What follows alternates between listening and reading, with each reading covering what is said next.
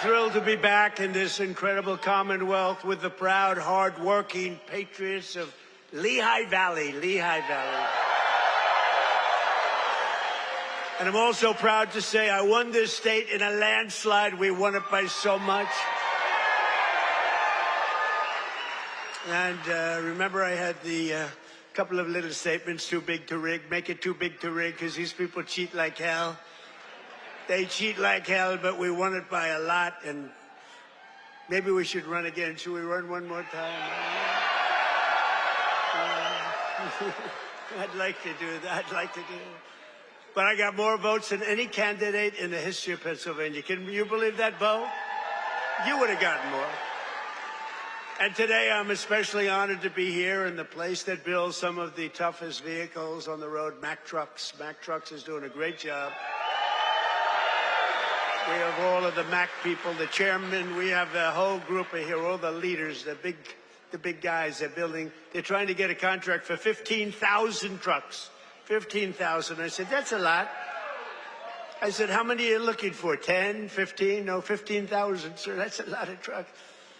For more than 100 years, this legendary company has been making trucks right here in eastern Pennsylvania, building the heavy-duty machinery that keeps our economy rolling, our factories moving, and our industries roaring all across the nation.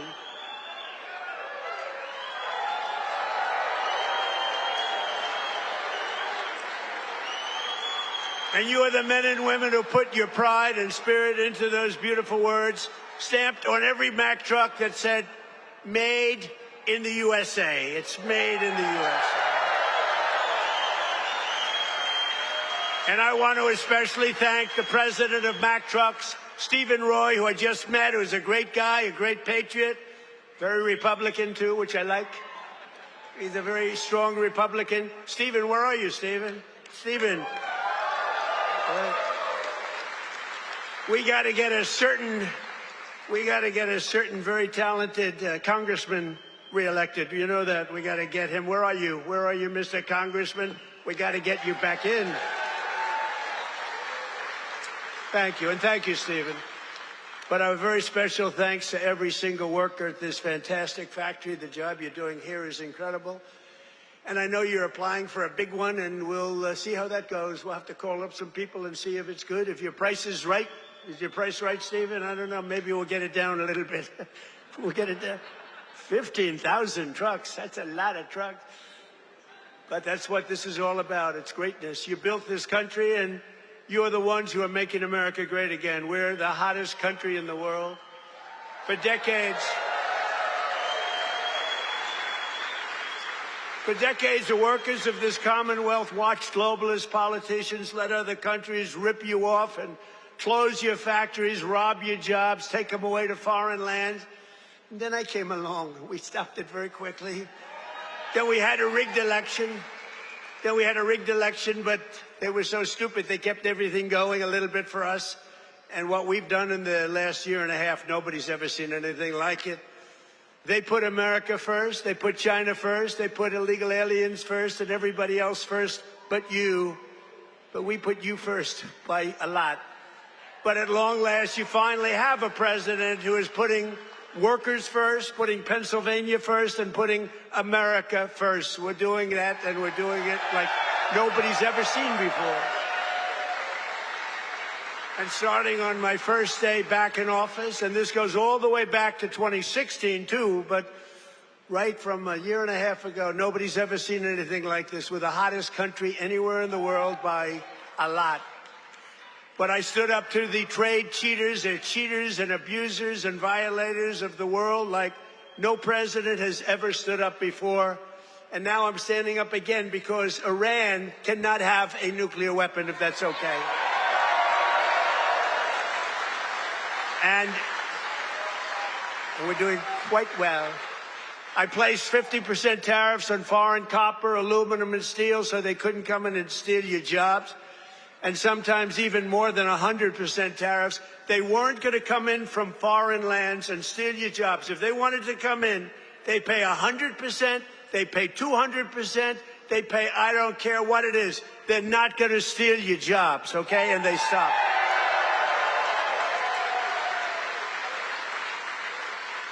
And right now we have more factories being built, and I mean car factories, AI factories, factories of every type, than we've ever had in the history of our country by 3 times.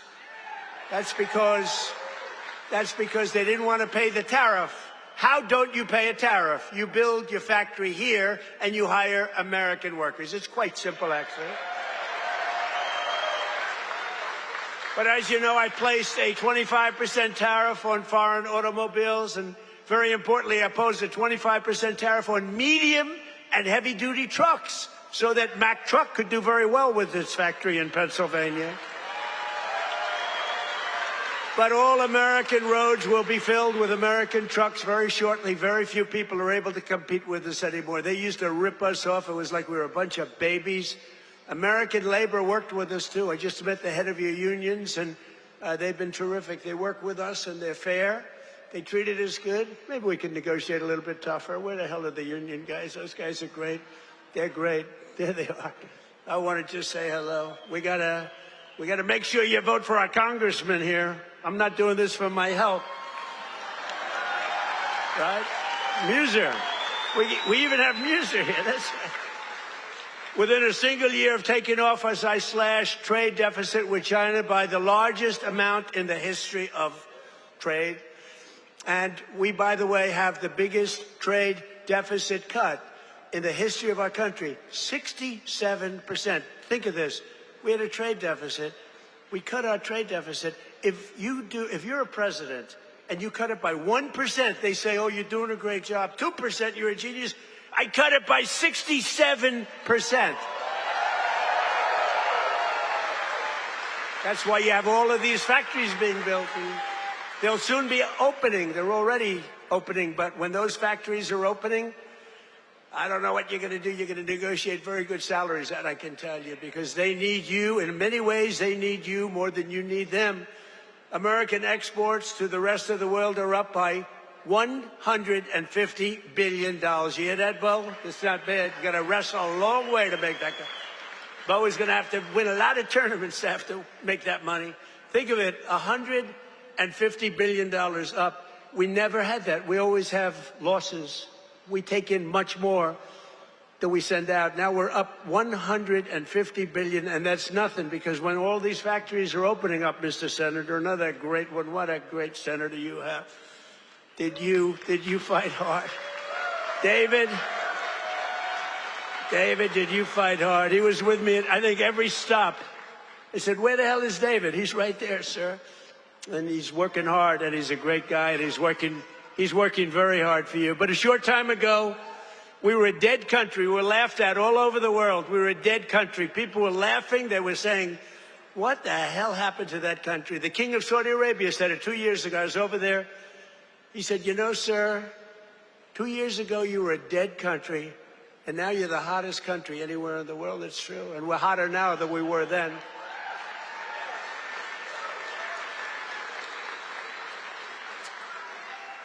He then proceeded to announce that he's investing $2 trillion in our country, along with Qatar, along with UAE. Bahrain is investing, Kuwait's investing, but countries from all over the world, they're all investing in the United States. 2 years ago, they wouldn't even think of it. They thought we were finished.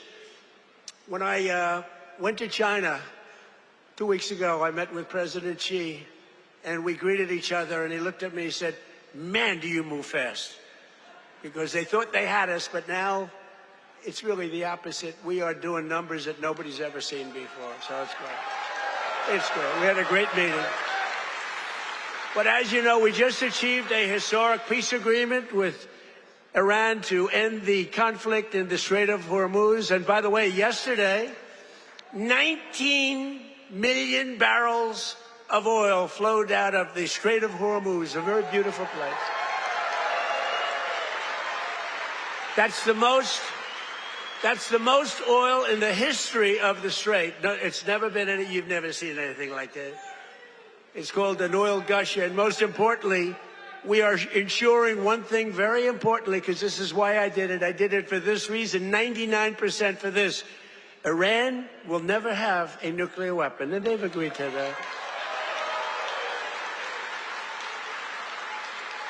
But remember, this wasn't easy. We had 47 years worth of presidents and other people, other countries too. We're not the only one that never did anything. They were the bully of the Middle East. And now we're leaving Iran with no Navy, no Air Force, no anti-aircraft, no missile capability, no nuclear program. We're leaving them without any nuclear capacity, and they've agreed to that. And we're getting along quite well, although if you read the fake news, you never know. Think of it. The fake news, they have no army, they have no navy, they have no air force, they have no anti-aircraft. We can fly over Tehran just at will. Nobody going to do anything to us. And then I read the fake news that they're doing quite well. They're not doing quite well. These people right there, look at all of them. Whoa, whoa, whoa. That's a lot of press. That's almost as much press as Bo had at the White House last week when he knocked out his opponent in the first round. Right? I think you had more. Bo had more press. But the Iran economy has been crushed and their defense industrial base has been damaged so severely that it'll take them many years to rebuild, many, many years. And now we're trying to work out a deal that's fair. And we also want to work out a deal. You know, the stock market hit a new high today again. And oil, for the first time in months, hit, think of it, $70 a barrel. So we got at 70. That equates to a very low price. That oil is going to come charging down. And with oil comes everything else. Because I inherited from these Democrats. You know, they're Democrats. I changed the E for a U. It's very simple, Democrats. I don't know why I didn't think of that 9 years ago. I just thought of it about a month ago. They're Democrats because their policies are so dumb.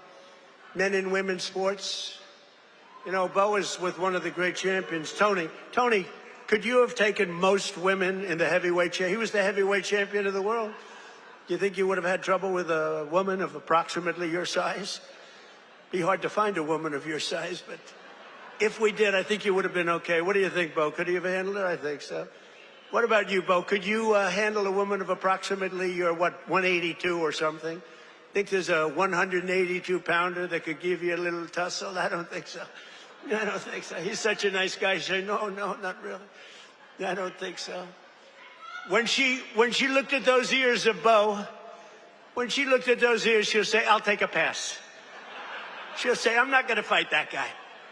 The average price of gasoline nationwide is down 60 cents a gallon just from a short while ago.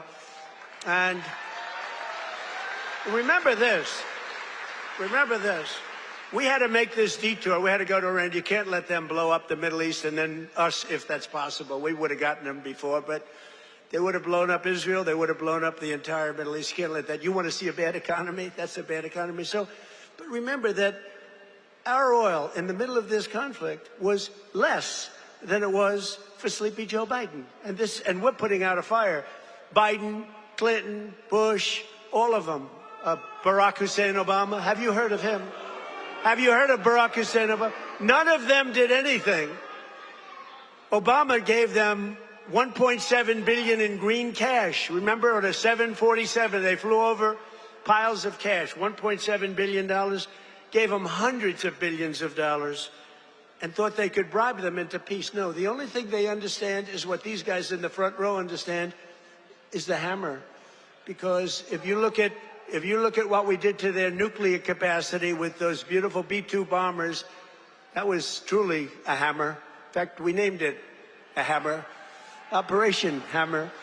But our economy is ready to soar to levels the world has not seen before. I believe that, David. I think it's going to levels that nobody's ever seen before. All these factories are being built, and they're going to be occupied, and they're hiring people now. And it's going to be something very beautiful. I don't know who's going to follow me, but remember that I was the one that did it, okay? Somebody's going to walk into office, and they're going to have the most successful country in history, and they're going to be bragging what a great job they did.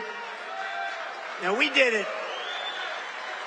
In 4 long years of the crooked Joe Biden administration, they got less than $1 trillion of new investments. So think of it, Crooked Joe. What do you like better, Sleepy Joe or Crooked Joe? Ready? Sleepy Joe. Crooked Joe. I'm surprised. I like Sleepy Joe better, but Cookie Joe, they're both good. I use them both. But in less than 1 year, so they did much less than $1 trillion of investment from outside the world. Much less than 1 trillion. We just have the final. We had 11 months at 18, but we just got the final. $19.1 trillion in 12 months. Can you believe it? Investment from all over the globe. And since the election, the stock market has set 73 all-time records. In other words, yeah, sit down. We've got plenty of time here. It's an honor that you're all standing. Oh, look who we have, the Wall. Stand up, Wall. Look at this guy. Oh, I'm going to get a suit just like that guy. I'll bet he's been to 200 rallies. Him and, where are my guys? Oh, look at my guys, front row Joes. I got these front row Joes. And where are the women from North Carolina? They're here. They travel all over the world. I don't know what the hell's with their husbands. These beautiful women from North Carolina. They travel all over. They went to 200 rallies. How many rallies have front row Joes gone to? Hundreds. Every one. And then it was very sad. My last rally, I said, I may never see you again, right? And then we won the election in a landslide. And who the hell do I see? I see my front row Joes. So I'm happy about that. Thank you. What a group. We had some group. We'd be all over the place. And when they didn't make the front row, it was very demeaning to them. They were not happy, right? But the front row, they became actually very famous, front row Joes. And the typical 401k, as you know, is up almost $30,000 in, it was 12 months, it was 13 months. It's up 44%. Think of that, up 44%. Because, you know, as goes the stock market, so goes a lot of your own wealth. And I tell about this police officer. I met a police officer first time, similar thing, but now the numbers are even more. I was in New York. I met a great police officer, New York finest. And he said, sir, I want to thank you. I said, for what? He said, my wife didn't think much of me very much. We were having marital difficulty, actually. She thought I was nothing. I'm a police officer. I'm a tough guy. I looked at him. The muscles were all over the place. He didn't suffer from that. But she thought maybe that muscle wasn't so good because he was always losing money in the stock market. And he said, sir, in the last year and a half, my 401k is up 74%, sir. And she thinks I'm Warren Buffett. She thinks I'm a super genius. I said, how are you getting along with her? He said, well, I'm not so sure I like her anymore, but I won't tell you that. I refuse to say that. He's getting along just fine. But a lot of people have come up to me, David, and they thanked us 401ks, you know, the stock market. Who has a 401k here? Yeah, look, a lot of people. More Americans are working today than at any time in the history of our country, and we've created over 32, think of this, 32,000 new jobs just starting in Pennsylvania alone. David, you have to get credit for that. And in the last few months alone, we've added 2,600 Pennsylvania manufacturing jobs, and that number is going to go much, much higher as the factories start to open. Because right here in Lehigh Valley, Eli Lilly has just announced, great company, by the way, drug company, a $3.5 billion investment in a brand new state-of-the-art manufacturing facility right down the road. That's going to create over 1,000 jobs, just that one. Nokia is investing $30 million to expand its semiconductor testing and packaging operations, thousands of jobs. And B. Braun has announced a $20 million expansion of its medical device manufacturing operation in Allentown. I love Allentown. I love any place that votes for me, which is the entire state of Pennsylvania, the entire Commonwealth. Never make the mistake of using the word state. Well, I'm not sure that people care, but the Commonwealth of Pennsylvania voted for us at levels that nobody's ever seen before, David, and you too, and we're proud of you because you had guts. This man had guts. He lost one time to a tough candidate, then he did it again to a tougher candidate. And I tell him, if he didn't win, his wife, who's a beautiful woman, would have left him. I'm telling you. Dina, she would have left him. So he had great courage doing it a second time. He was a very successful guy. He ran. Stand up, David. She would have left. I was so worried because he's a friend of mine, and that was a tough race. You know, he was running against a guy 24 years that his father was in for like 30 years. That's a long time, and he had to beat him knowing the pressure. Let's go pressure, knowing his wife was gone if he didn't make it. She was gone 100%. But he's married actually to a terrific woman. She probably would have stayed. I'm not 100% sure. And last year I saved a great American company, U.S. Steel, and we're keeping its headquarters in Pennsylvania where it belongs. And $17 billion has been invested by a great company in saving U.S. Steel. They were gone. I think they were closed up and they were ready to go. And now they're building factories like nobody's ever seen. They're expanding the operations and building a couple of brand new steel plants. They're up to over $17 billion, which is a lot more than they even told us, because they've fallen in love with this Commonwealth. They've fallen in love with your whole area, the people. I think they've fallen in love with the people more than anything else is what they told me, because they've done more than they said they would. And thanks to our great Republican majorities in Congress, last 4th of July, I proudly signed the largest tax cuts in American history. We gave you the biggest tax cuts in American history. Not bad. Not bad.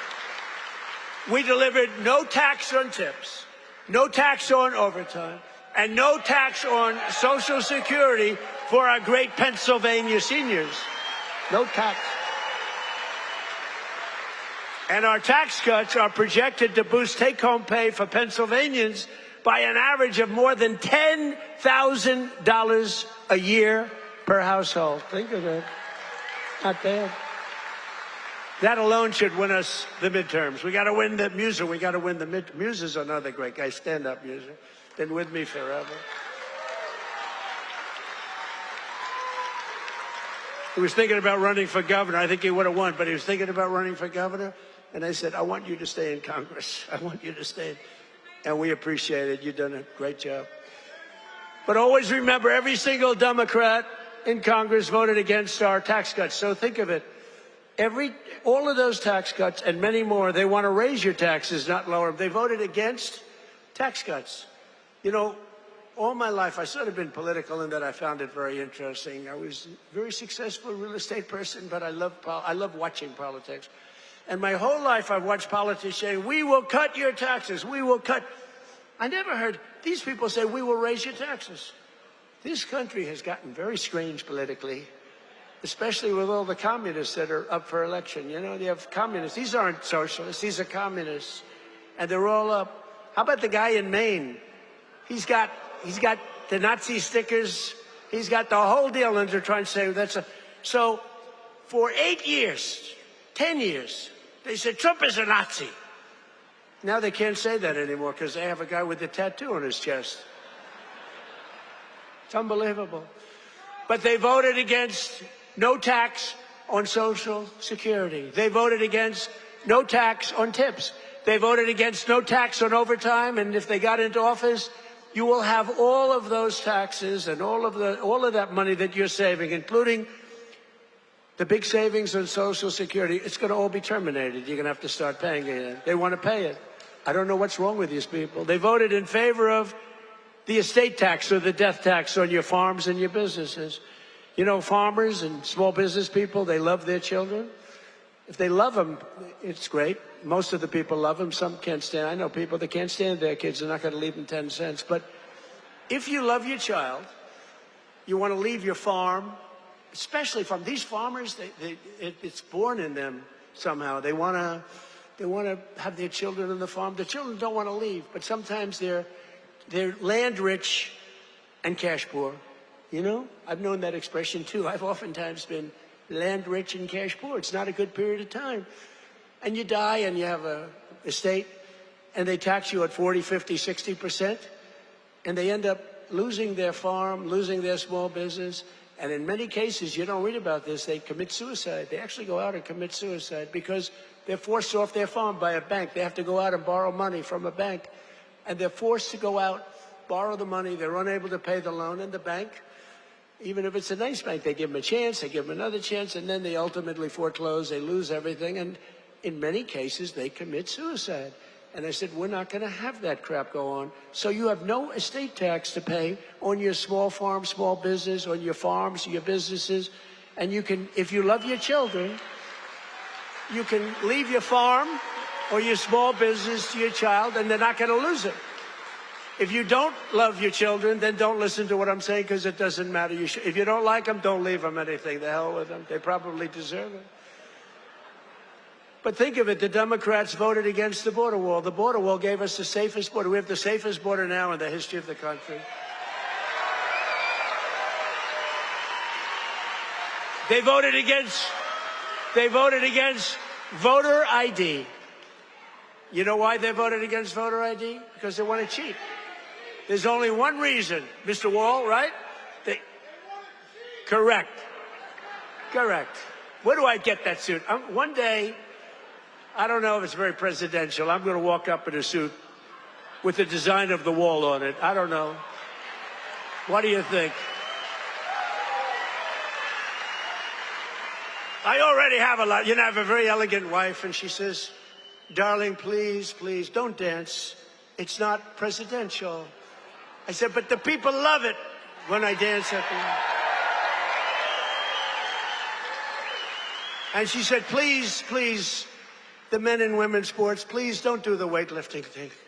And don't do the swimming thing. You know, the weightlifter where he goes up, and the record stood for years and years and years. And this young lady, she's trying out for the Olympics, and she's going to do it. And the record stood for 19 years, and they put 1/8 of an ounce on one side, 1/8 of an ounce on the other. They have to understand, Melania, who's now a movie star, she got the #1. Can you believe she hit big with a boom? That's not good.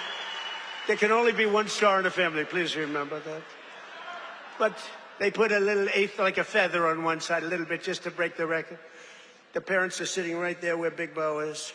He's a nasty guy. That punch he threw, got to be very nice to Bo. I got to be very nice. Got to make sure he's never angry at me. But she said her parents are right there in the front, and they're so proud. The father's not so proud because he knows she's not going to do it. Because she's a woman. It's a lot of weight. The mother, though, is screaming, darling, I love you. Do it. And she gets over the weights, and she stands there. And then she gets him, and she gets him. And the mother's screaming, darling, I love you, darling. And the father's looking, saying she has no chance. And she's like this, you see it? Drops him. And she's like devastated for the rest of her life. And then a guy comes along who transitioned. That's the term. I've gotten very good at that term. I used to take a lot of heat for my definition of the movement over. But he transitioned. He was a poor, very poor, bottom of the line, male weightlifter. But now he's a female weightlifter. And he looked at the amount. I think it was like 210 pounds or something like that. Well, that's a lot for a woman, but not that much for a man. You could do it with one hand. And he goes, looks down at the weight.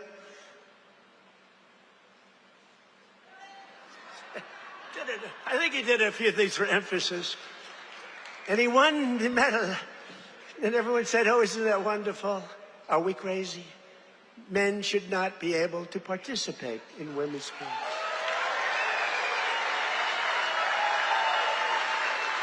Right?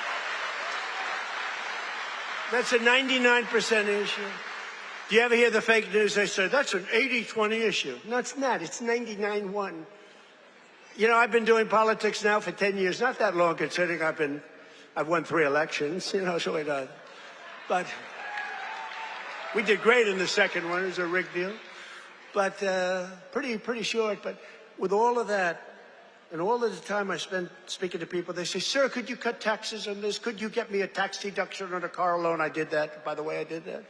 If you borrow money to buy a car, you got to do all these things. They asked me for hundreds of things. Not once did anyone ever come up to me and say, sir, please, this is so vital. You have to be able to have men play in women's sports. Please, sir, could you pull that off? I've never had anyone ask me for that. So I say it's a 99-1 issue, not 80-20. The fake news back there, they say, oh, that's a tight issue. But I don't like talking about it because I want them to continue on with that. I want them to continue on with the, they're in favor of the mutilization of your child for transgender purposes, the mutilization of your child. And I would say politically it's a very good thing to run against a person that's in favor of that kind of stuff. So we let them, we don't bring it up during off-political seasons, but we have a political season coming up.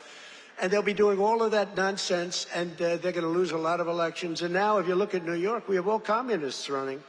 They're all excited. They're going to win their primaries, but I can't imagine they can beat a normal Republican. So I think it's a good thing, Muser. What do you think? I think it's a good thing. Wouldn't you like to run against somebody like that? Well, Shapiro's not that much better, to be honest with you, but I won't say. They're all being forced. They're all being forced. A guy like Shapiro, he's going to be forced to the left. Otherwise, he's not going to get the nomination. But they voted against proof of citizenship. Think of it. We'd like to have proof of citizenship. You walk into the voting booth. Would it be okay, sir, if I looked at your citizenship? How dare you ask me for my citizenship? In California, if you ask that question to a voter, you are criminally liable. In other words, they can put you in jail. If you say, sir, do you have proof of citizenship? They put you in jail. If they ask that question. You're not allowed to ask that. Did you know that? It's the craziest thing I've ever seen going on. Hey, did they screw the kid, Pratt? Boy, he's leading, and all of a sudden he's lost. And it was sort of interesting. The election, you ever see an election where they're 2.5 weeks in? An election that takes weeks to count the votes? But after the evening, it looked like he was going to win or certainly be in the runoff. And then I started hearing rumors as the days went by, days and days went by, that Pratt is fading. He's fading. I said, they rigged the election. And then lo and behold, he didn't qualify, even though he was so far up in the third place person that it was almost impossible, and he didn't qualify. And then it started happening with the next candidate, Steve Hilton, who's running for governor. He was up in front, just about leading, no problem. And all of a sudden, about 4 or 5 days after, this is after the election's over, they said, Steve Hilton is starting to lose votes. I said, here we go again. And I called up the U.S. Attorney in California. They said, we're going to have a number in the next week. Next week. I called up the very powerful, very good U.S. Attorney in California, and I said, do me a favor. Take a look. They're trying to steal that election, too. I guess they called up. They said, this is the U.S. Attorney call. We have your great U.S. Attorney here today, by the way, and your assistant U.S. Attorney. They're doing great. David, thank you. But so over the next week, he was definitely going to lose, but the U.S. Attorney called. We want to check your votes. About an hour after the call, ladies and gentlemen, Mr. Hilton has won. So had I not made that call, Steve Hilton would right now be watching the election from home. So I don't know, he would have a great chance, but the election's totally rigged. California's totally rigged. All mail-in ballots. It's a disgrace. We got to pass the Save America Act, okay? Got to pass.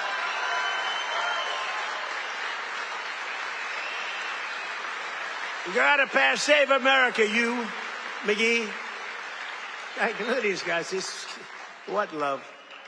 A friend of mine is a very big real estate developer, but he's got a problem with speaking in front of crowds. He chokes, he chokes like a dog. He said, how do you do it? I say, it's easy because there's so much love in the room. There's so much unbelievable love. It's easy to do, No, he's got this tremendous fear of speaking. He said, the guy's a major player. Most of you have heard of him. And he's a killer. He destroys people for a living. Financially, not physically, financially. Physically, he can barely walk. He's a basket case. But he's up here. He's very smart. And he destroys people. He's very rich. But he can't get up in front of a crowd and talk. I said, what's wrong with you? He said, I don't know. I have a fear of crowds. Do you believe it? All sorts of people. A lot of people want to do what I did. A lot of people, well, David did it. David was very successful, but he's a great speaker. But a lot of people, they say, well, Trump became president. From being a very successful businessman, he became president. I want to do it too. And that's when they find out that they might have the flaw of speaking, or even worse, is a terrible past. You know, the past will come out to haunt you. It's not an easy thing to do, but I love it. You know, I say it's real easy to do when you have people that love you. I guarantee, who here voted for Trump? Yeah.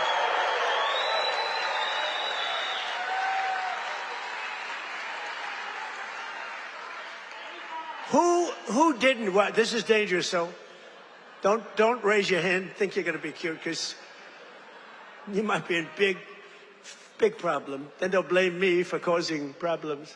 Who did not vote for Trump? Young man, he wants to be. He's a young man. He thinks he's being cute. As he gets pounded on. No, he just said, no, I did. I was the first. He said, I'm the first to elect. But the Democrats voted in favor of Iran having a nuclear weapon, and they voted against military spending, but I overrode that. Let me tell you, if the Democrats get in, your 15,000 trucks that Mr. Roy is looking to get are dead. They're not going to have 15,000. They're not going to have 15 trucks. They'll be back to the number I originally guessed, right? How many are you making, 15? 15,000 trucks will be down to nothing, zero.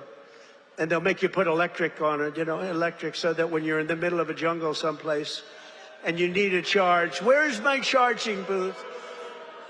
As opposed to carrying a nice tank of diesel on your back, throwing it in and taking off, right? Where's my charging booth, they'll be saying. They created the strongest military in history, and you see that with Venezuela. Venezuela, one-day operation, like, great. Good army. And now we're making a lot of money with Venezuela, and Venezuela's doing great also. It's a happy country now. But it took us exactly 48 minutes to win that war. We have the greatest military in the world, 48 minutes. And we've paid for the cost of the war, wait till you hear this, 28 times already. More, but 28 times. So the cost of the war, we've already, because we brought millions of barrels of oil out, and we're getting along great. The people running it, they're our people, they're great people. And the people are happy in the country. They have smiles, they were miserable, they were starving. But they have a lot of oil under that ground. You know how you find oil in Venezuela? Just look at the ground. You'll see oil bubbling up. They have so much oil.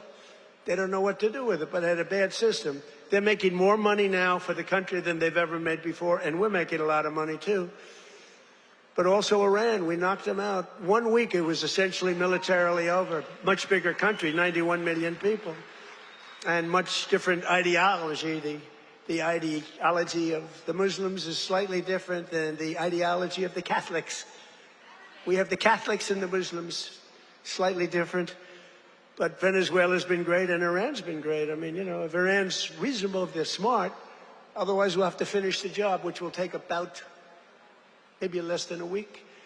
But they're going to be okay, I think. They're going to do what they have to do because we want to have it done. But they voted against lower energy prices, the Democrats did, and then they went on to create the highest energy prices that we've ever had in the history of our country. People don't realize that. Much higher than ours during a war. They had the highest inflation in history. The highest inflation in history, they say 48 years, but that's sort of history as far as I'm concerned. And they were absolutely terrible on affordability. Remember, I got here, my first day, the fake news is screaming at me, what about affordability? I'm only here 1 day. Remember, eggs were up about 5 times higher than they ever were. And we have prices are coming down right now at levels that you've never seen. And now with oil crashing, you're going to see something really amazing. And to top everything else, they let 25 million people into our country, many of them criminals and thugs and people from mental institutions and drug dealers. They even let 11,888 murderers into our country. Murderers, 11,888, more than 50% of which have killed more than one person. And I've gotten the worst of them out. We've gotten them out, Tom Homan and our whole group of people.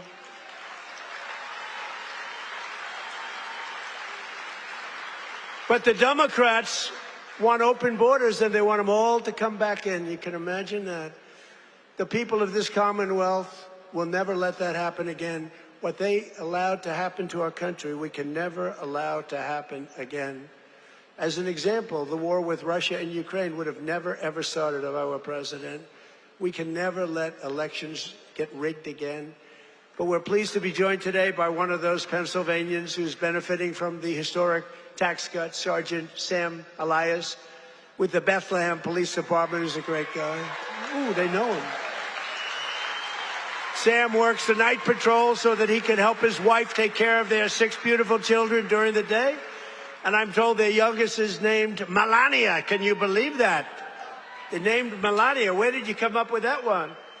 After our great First Lady. So Sam is taking home thousands of dollars extra because of no tax on overtime. And Sam, do you want to come up and say a few words? Come on up. Come on up, Sam. Thank you for all you do.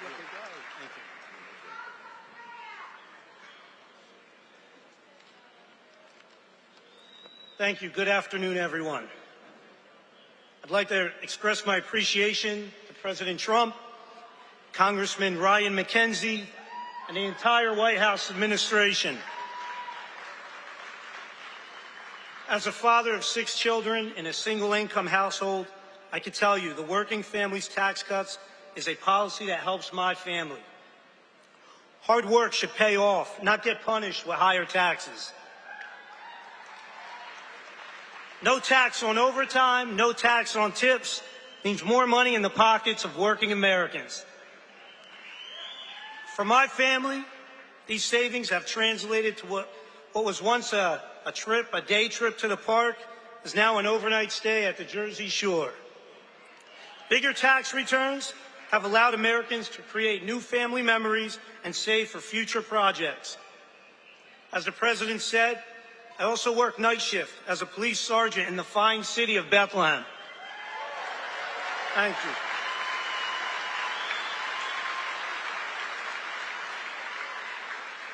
A shortage in police recruitment has left our department depleted of officers.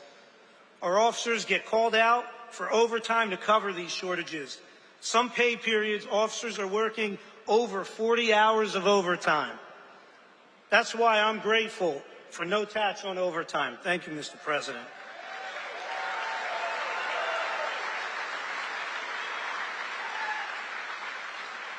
I'm also thankful for the support President Trump and Congressman McKenzie have shown for law enforcement. You understand that communities thrive when we invest in public safety. Congressman McKenzie has stood strong with public safety and working families. And that's why he's been endorsed by the brothers and sisters of Bethlehem FOP Star Lodge 20.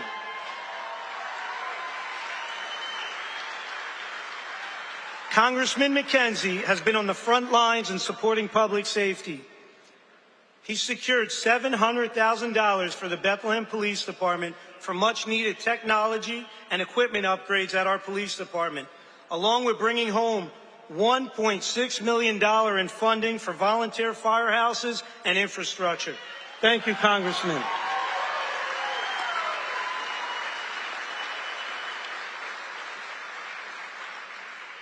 I'm a very grateful American, a son to Lebanese immigrants who came to the United States 50 years ago in pursuit of the American dream.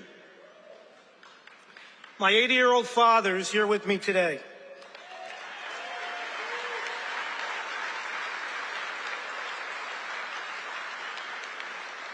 He would often tell me, work hard and it'll pay off. Well, 50 years later, thanks to President Trump and Congressman McKenzie, my father's dream has come true. I thank you for that.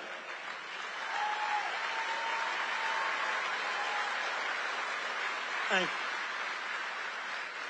you. Additionally, thank you to President Trump and your entire administration. After more than 50 years, the Lebanese people finally have an American ally who advocates for a sovereign and independent Lebanon governed by the Lebanese people. Thank you for that. Mr. President, you have the support of almost 20 million Lebanese people worldwide.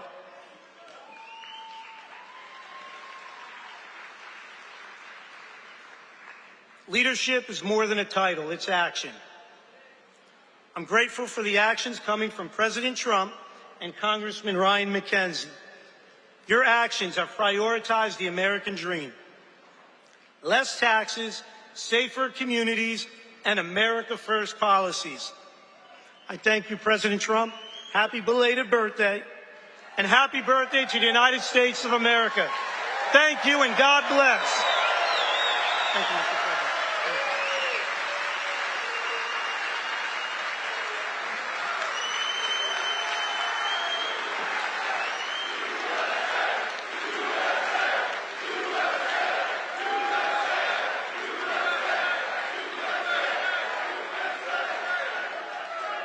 Thank you very much. You know, I just looked at all these pages. I said, oh, we're in trouble.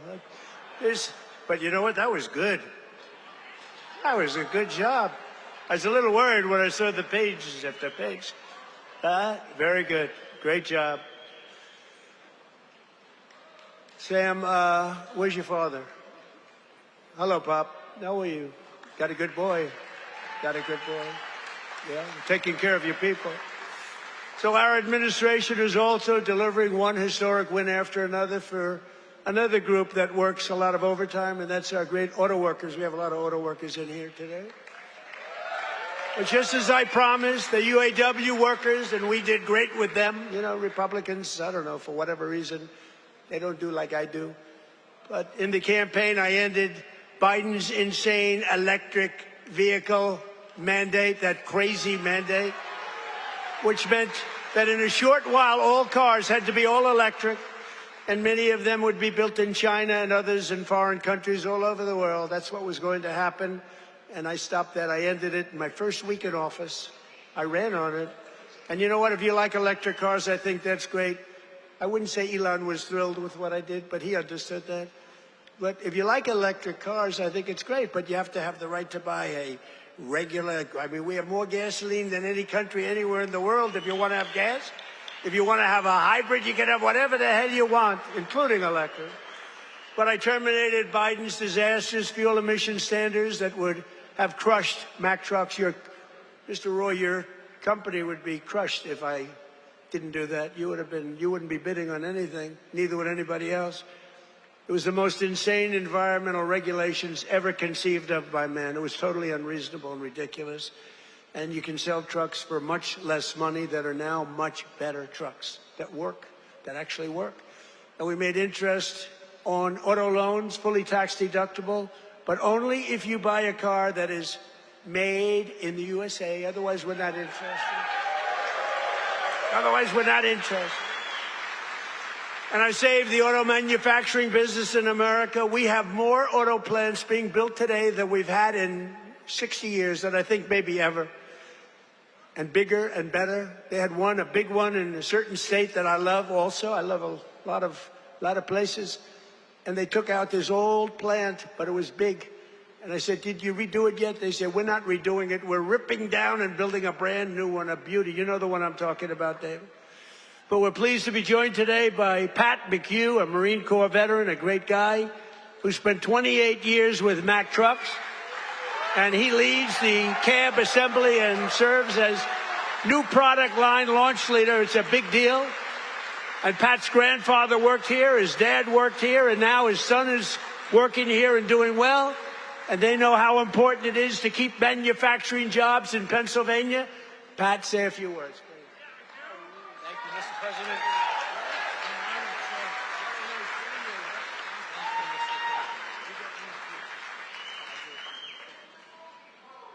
Wow. Good afternoon, Mr. President. It is a profound honor and privilege to have you here with us today to help celebrate the upcoming 250th birthday of our America.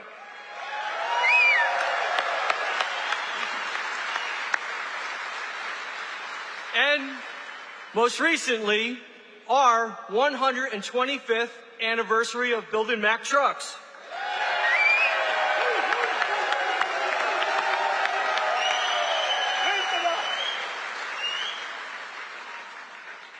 My name is Patrick McHugh, Jr., and I am a proud Marine Corps veteran.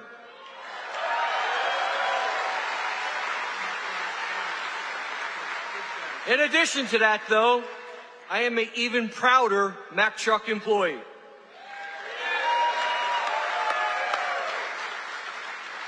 Standing here with me today is my father and my son, both Mack Truck workers. Together, they have a combined 78 years working experience building the greatest trucks on earth.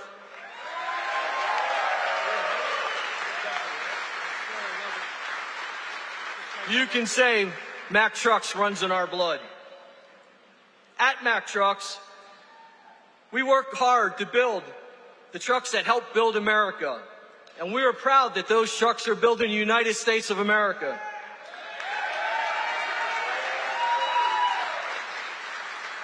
Along with our UAW colleagues, we're open for business and we're producing the best quality trucks we ever have.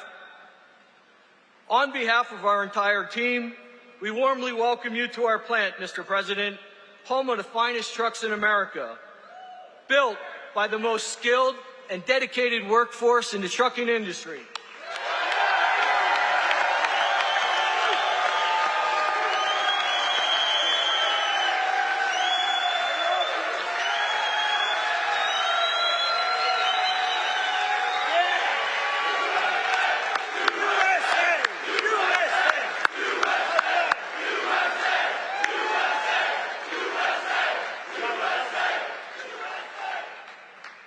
So, Mr. President, I want to say thank you for choosing to highlight Mack Trucks on your visit today, and thank you for supporting our American workforce.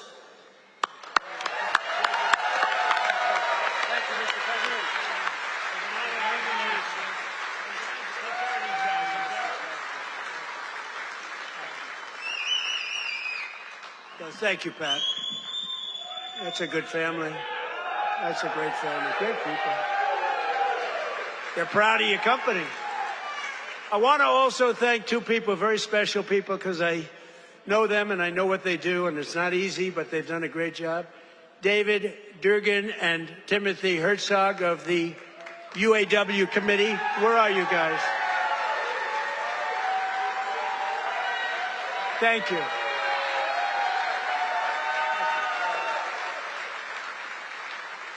They do a good job representing you. Ease up just a little bit so they can get the contract, okay? Just a little bit.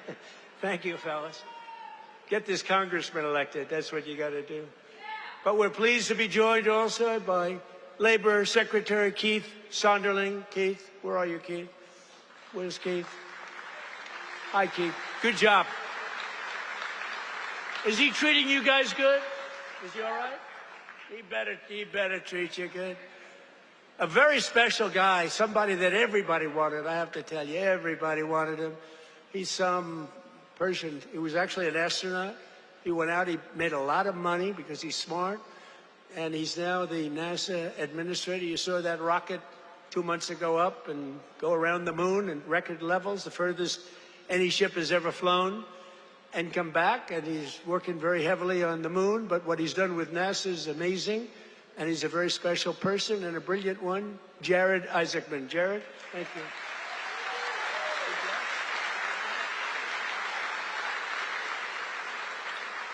Great job.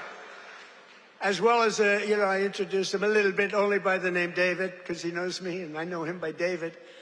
But David McCormick is your senator, and he's a brilliant person, brilliant businessman. And he loves the Commonwealth. He loves Pennsylvania, and this is where he wanted to be. And he had a rough fight. This is a rough beating, like 24 years, and a father for 24 years. I don't know. I said, I don't know. You sure you know what you're doing, David? But you won, and you won easily. And I'll tell you what, you have a great senator, one of the best in the country. So I just want to thank you very much, David. Thank you. And 4 warriors for Pennsylvania in Congress. These are warriors. Lloyd Smucker is here. Lloyd, thank you. Thank you. John Joyce is here. John, thank you. Dan Muser is here. Thank you. And these guys are all in good shape, but we got to get Ryan McKenzie elected. We got to get Ryan. I'm not here for them. I'm here for him. We got to get Ryan elected. Run up here, Ryan, fast. Nobody wants to hear you. Come on, just run up. Nobody wants to hear you, Ryan. Do what David did. He'd go up for 1 minute. Thank you very much, everybody. It's nice to be here. And everybody thought he was the greatest speaker. Okay. Say a few words. Absolutely. Well, Mr. President, I can't thank you enough for coming here to the Lehigh Valley, highlighting the great men and women of Mack Trucks, doing all the work that you do in Washington, D.C. for our veterans, our first responders, and everybody across this country to continue to maintain America as the greatest country in the world. You are the president that is fighting for all Americans. Thank you for being here, sir. Thank you, sir. Great job. Thank you for being here.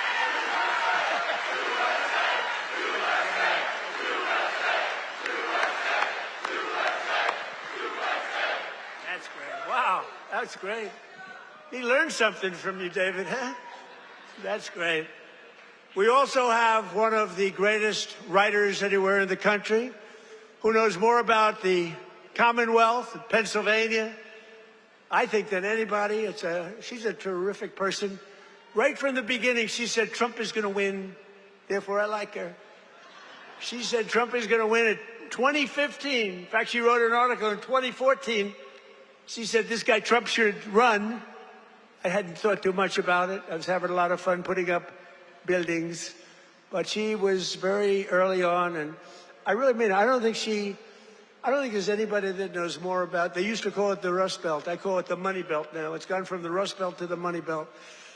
Either one is okay, but there's nobody that knows more about it than Selena Zito. She's fantastic. Where are you, Selena? Where are you, Selena, with your beautiful daughter? Thank you, Selena. Selena's an incredible woman, and her daughter is following in her footsteps. She's just been so good. Very powerful writer, actually. Some of the biggest papers in the world. It's nice to have good stories on occasion, truthful stories. Thanks as well to the president of the NRA who's here with me, Bill Bockenberg. Bill, stand up.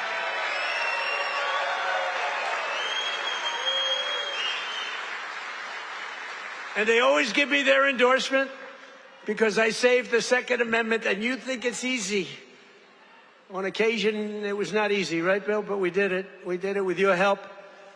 And we're doing a couple of other things, working with you and your people. But I think you've done a fantastic job. The NRA, everybody, they really have been. They've been with me right from the beginning. And Bill asked me, would I support the national right to carry legislation? How do you feel about national right to carry?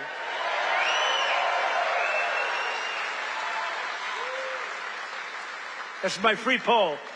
You know what that is? That's a free poll. I don't have to pay $300,000 to somebody that doesn't even do polling, you know, to give you phony numbers. See, those are real numbers. National right to carry. Yeah, we're working on it. And we have a very special guest who you just saw on the highest rated fight show ever in the history of television, the UFC Freedom 250. So this guy, well, I just have to set it up a little bit if I don't mind. Because I'm thinking, you know, I'm a similar size. I weigh more than he does, actually. So therefore, I have a tremendous physical advantage over him. His muscles are slightly harder and slightly younger. He's a lot younger. But I think I can do it because I'm a great athlete. He knows I'm a very good golfer. And I'm much better off on the golf course against him than I'm on the wrestling, man. But he went virtually undefeated. I mean, he went 4 years. He was the top wrestler. His friend, Tony, who's another champion, I'll introduce you to, Tony. But these two guys were on the Penn State team. And Bo Nickel went, I mean, you couldn't defeat the guy. And then he had every battle. I guess he was a 3 or 4-time All-American. But then he turned pro and he went to the UFC. Did you find them tougher? Yes, a little different. You know, a little different. But he's won just about everything. But he had a big fight last week with a lot of pressure, with the White House in the background. And he's a guy that I like. I met him a while ago. I looked at the ears. I said, man, this guy's a fighter. You can tell a lot by the ears. And he told me, no, he doesn't mind the ears. He likes them. It's almost a symbol. For great fighters, it's a symbol. That's why I'm worried about you, Tony. You have pretty normal ears. But I got to know Bo a little bit, and I got to root for him. And I almost felt like his father up there. His father's great, but I felt like his father, so I was nervous for the fight. And he was fighting somebody that Dana White, the great Dana White, he's a phenomenal guy. He said, no, Bo's got a tough one tonight. I said, why? Why do you do that to him? Because if you lose at this night, it was the biggest audience they've ever had, by far. The whole world watched it. The people at the White House, we had 5,000 seats around the cage we built, and we had 100,000, more than 100,000 people in the park right next door. We had the largest television audience they've ever had, by far. They said, why do you have to give him such a tough opponent? He was pretty tough. But then it happened. So Bo is known as a great wrestler because he was the best wrestler by far in college. Nobody could beat him. And I figured Bo would be wrestling. But no, he wasn't wrestling. He was punching. I said, Bo, grab his legs and start wrestling. That's what you do. But he didn't do that. He didn't listen to me. And he got a shot off that was brutal. And in the first round, right, knocked him out. He was really knocked out. Great fighter. The guy was a great fighter, is a great fighter. So I just want to thank, he's from Penn State. He loves Penn State. He is the NCAA wrestling champion. And just fantastic. And his friend, and you probably know, is also, I think you were roommates, right? That's a tough room. I wouldn't want to fight these two guys. Let's go pick on those two guys. I don't think so. But he was the heavyweight, and he lost a lot of weight. He weighed 35, 40 pounds. I asked him, how much did you wrestle? About 40 pounds heavier. In other words, you want to live, right? You decide to lose it. But he was also the champion, NCAA champion, and his name is Anthony Cassar. So come up here, fellas, because I want to just ask the audience a question. Come here. Come here, Bo. So here's my question. If I work out for the next couple of months, really work hard, lifting those weights, and really, really work, could I beat Bo or Anthony in wrestling? You're very disloyal. You're very disloyal. Say a couple of words about your fight. Appreciate it. Wow, what an honor to be here. I think walking up here, I was almost as nervous as the fight, but it feels like a fight. Yeah, it feels like it, but this is exciting. I'm grateful to be here with everybody. So grateful to President Trump for making an event that, in my mind, never seemed possible happen. UFC Freedom 250 on the White House lawn. Unbelievable. I don't think there are too many presidents that have the courage to do something like that, and, just so unbelievable. For me, both my parents were high school teachers. My dad was a wrestling coach. My grandpa was a wrestling coach, and I grew up around sports and just competing from 5 years old, and so to be able to do something like that is a dream come true, and it's just through